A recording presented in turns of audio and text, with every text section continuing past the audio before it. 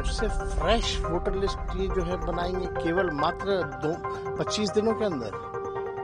ये इम्पॉसिबल है। 8 करोड़ लोगों का आप डोर टू डोर कैसे जाओगे? ये पूरी तरीके से साजिश है।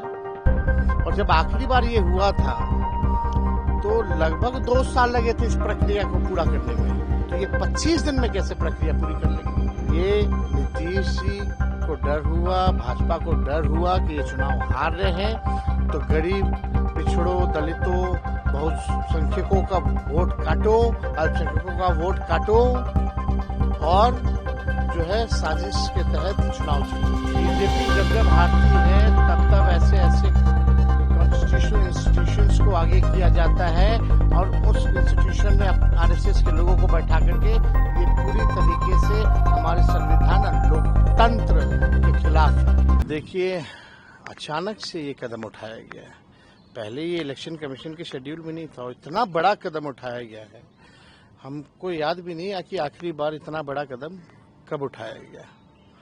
और ये फिर से फ्रेश वोटर लिस्ट ये जो है बनाएंगे केवल मात्र 25 दिनों के अंदर। ये इम्पॉसिबल है। 8 करोड़ लोगों का आप डोर टू डोर कैसे जाओगे? आप डॉक्यूमेंट्स ऐसे मांगे जा रहे हैं जो गरीबों के पास है ही नहीं। और सबसे पहली बात, ये बाढ़ से हमारा बिहार 73% क्षेत्र जो है वो डूबा रहता है, ग्रसित रहता है, त्रस्त रहता है। लोग अपना जान माल बचाएगा कि इलेक्शन कमीशन को डॉक्यूमेंट उपलब्ध कराएगा, और वो भी ऐसे डॉक्यूमेंट जहां आपको आधार की मान्यता नहीं है, ना मनरेगा कार्ड की मान्यता है। आपको प्रमाणित करना पड़ेगा, अपने माँ बाप का बर्थ सर्टिफिकेट भी देना पड़ेगा। कितने हमारे माता पिता जो गरीब है उनका बर्थ सर्टिफिकेट है, कहाँ से लाएंगे वो लोग? ये पूरी तरीके से साजिश है। और जब आखिरी बार ये हुआ था तो लगभग 2 साल लगे थे इस प्रक्रिया को पूरा करने में, तो ये 25 दिन में कैसे प्रक्रिया पूरी कर लेंगे? ये साजिश की बू है।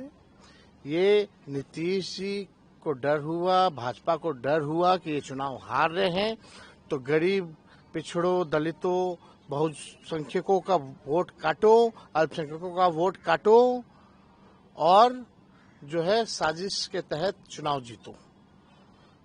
अभी ये लोकतंत्र में, संविधान में गरीबों को एक ही अधिकार है, वोट का। वो भी वोट का अधिकार ये छीनना चाहते हैं। वोट का राज मतलब छोट का राज, ये अधिकार को ये लोग छीनना चाहते हैं। अभी वोट का अधिकार, वोटिंग का राइट छीनेंगे, बाद में पेंशन छीनेंगे, उसके बाद में राशन छीनेंगे। ये लोगों का एजेंडा साफ दिखाता है कि बड़ी साजिश है, बू आ रही है। और ये नीतीश कुमार जी और मोदी जी मिलकर के गरीबों का काट रहे हैं वोटर लिस्ट से नाम।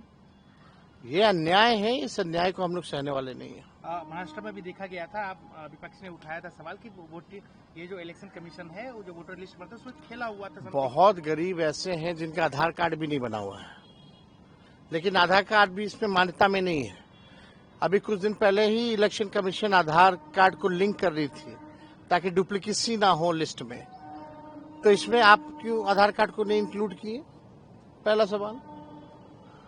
ये अन्याय हो रहा है। तो आपको शक है कि कहीं ना कहीं ये सब जो हो रहा है कहीं न कहीं चुनाव को हैम्पर किया बीजेपी जब हारती है तब ऐसे कॉन्स्टिट्यूशनल इंस्टीट्यूशंस को आगे किया जाता है और उस इंस्टीट्यूशन में आरएसएस के लोगों को बैठा करके ये पूरी तरीके से हमारे संविधान और लोकतंत्र के खिलाफ है।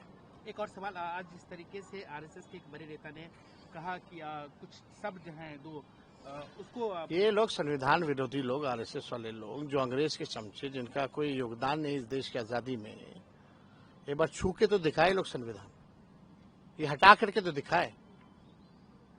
आप प्रिएम्बल्स में से सोशलिस्ट शब्द हटा दीजिएगा, आप सेक्युलर शब्द हटा दीजिएगा। यही इनका असली एजेंडा है। दे भाजपा के लोग जवाब इस पे। वो संविधान में छेड़छाड़ नहीं करने की बात कर रहे हो। ये लोग सब आरक्षण खत्म कर दिया, सब कुछ जो है निजीकरण कर दिया गया, स्वतः आरक्षण खत्म कर दिया। ये लोग आरक्षण विरोधी लोग हैं, ये लोग संविधान और लोकतंत्र विरोधी लोग हैं। बिहार के लोग इस बार करारा जवाब देंगे इन लोगों को।